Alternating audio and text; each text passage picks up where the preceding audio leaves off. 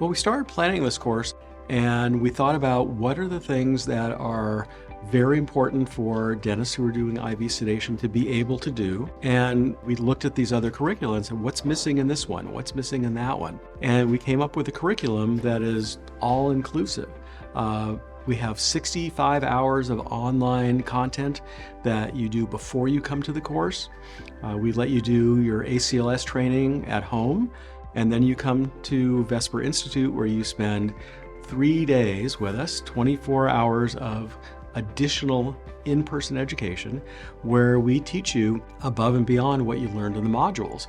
And what we see is over the 3 days of in-person classroom, that their knowledge expands significantly. We go through everything in great detail, and the things that are really important, such as medical emergencies, emergency drugs, airway, are gone over multiple times. We tend to be very redundant so that after you've completed the didactic portion and you go on to the hands-on simulations, you've got that knowledge, you're ready to go. And once you are done with that, you'll go into the clinic and you'll do your 20 patients. And if you want to do more patients than the 20, you have that opportunity.